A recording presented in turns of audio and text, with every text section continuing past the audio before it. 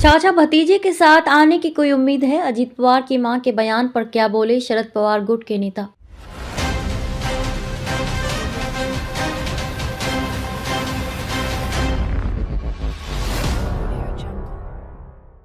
महाराष्ट्र में नई सरकार के गठन और कैबिनेट के बंटवारे के बावजूद कई मंत्रियों ने अपने विभाग का चार्ज नहीं लिया है। इसको लेकर शरद पवार गुट के नेता महेश तापसे ने महायुति की देवेंद्र फडणवीस सरकार पर बड़ा आरोप लगाया है। उन्होंने कहा कि महायुति के नेताओं के पास सरकार चलाने की कोई प्लानिंग ही नहीं है। एनसीपी एसपी प्रवक्ता महेश तापसे ने कहा कि मौजूदा सरकार के मंत्रियों को पता है कि सरकार के पास अभी आर्थिक नियोजन और सरकार चलाने के लिए जो प्लानिंग होती है वो नहीं है, इसलिए अभी कुछ मंत्री आराम से बैठे हुए हैं। वर्तमान समय में महाराष्ट्र की आर्थिक स्थिति बहुत ही बिगड़ी हुई है। मुख्यमंत्री देवेंद्र फडणवीस और उप मुख्यमंत्री अजीत पवार से मेरी अपील है कि सबसे पहले उन्हें महाराष्ट्र को फिर से आर्थिक प्रगति पर लाना चाहिए।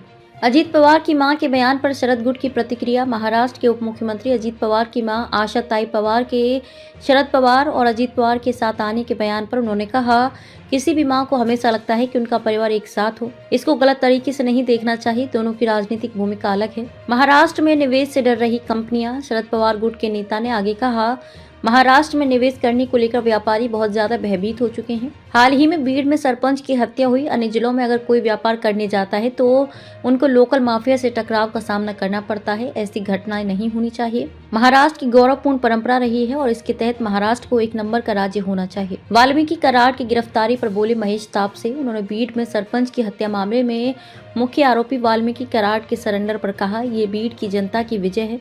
सारे विपक्ष के राजनीतिक दलों ने एक साथ जैसे आंदोलन किया और महाराष्ट्र के मुख्यमंत्री एवं गृह मंत्री पर एक प्रकार का दबाव बनाया है। वाल्मीकि कराड़ किसी मंत्री के काफी निकट माने जाते हैं। वे मंत्री मुख्यमंत्री का काफी निकट माना जाता है। ऐसे में ये लोगों की जीत है और निष्पक्ष रूप से इसकी जांच होनी चाहिए।